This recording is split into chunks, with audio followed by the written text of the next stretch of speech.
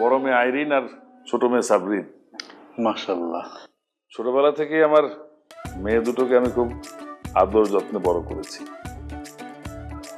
সবসময় আশা করেছি যে ওদেরকে একটা ভালো ছেলের কাছে দিয়ে দেবে, যেখানে সে সুখে থাকবে, শান্তিতে থাকবে, সেফ থাকবে। শুনেছি আপনার ছেলে নাকি ইংল্যান্ড থেকে লেখাপড়া করিস, তো ভাবলাম যে আমার মেয়ের জন্য উপযুক্ত পাত্র ওই হবে। আর আপনি যেহেতু বলেছেন তাড়াতাড়ি একটু ব্যবস্থা করার জন্য, তাই আজকের এই ছোট্ট পরিসরে একটু আয়োজনটা করলাম। আমার মেয়েকে যদি আপনার পছন্দ হয়ে থাকে আর যদি কিছু জিজ্ঞেস করার থাকে তাহলে করতে পারেন। আচ্ছা মামুনি, তোমার নাম কি? আশরাফুল আলম। আশরাফুল আলম? এটা আবার কি দলের নাম?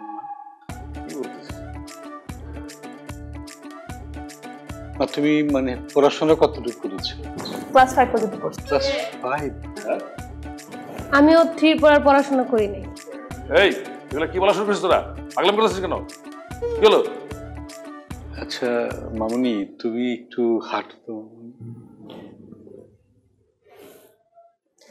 আমার আপু তো পায়ে একটু সমস্যা।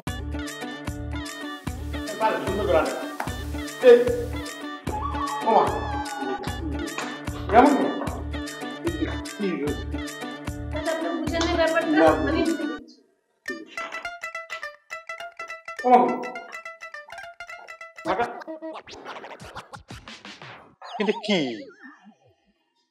এটা তো ওদের তো অন্য কোথাও সম্পর্ক আছে ভাই, আমি তো যা বুঝতেছি। আর এসব কি বলছেন আপনি? আমার মেয়ের কথা সম্পর্ক হবে কেন? আমি আমার মেয়েকে ভালো করে চিনি, ওর কথা কোনো সম্পর্ক নেই।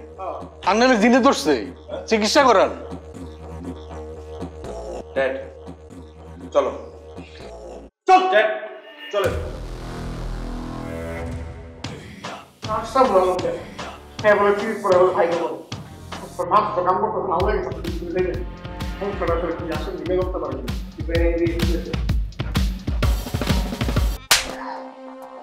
তোর এত বড় সাহস, তুই সব মানুষের সামনে আমাকে অপমান করিস? হ্যাঁ, এই তোর যদি অন্য কাউকে পছন্দ হয়ে থাকে তাহলে তুই এতদিন বলিসনি কেন? কেন সবার সামনে অপমান করলি? কে দিয়েছে তোকে সাহস? বাবা, আমি একটা ছেলেকে পছন্দ করি।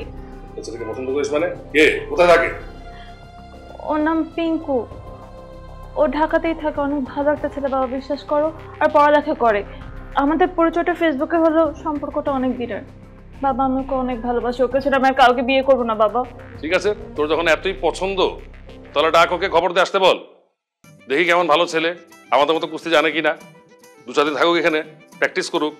তারপর সামনে আমাদের টুর্নামেন্টটা আছে, সেই টুর্নামেন্টে সে যদি জিতে যায় তাহলে তোর সাথে তার বিয়ে হবেই, প্লাস একটা গরু তাকে পুরস্কার দেওয়া হবে।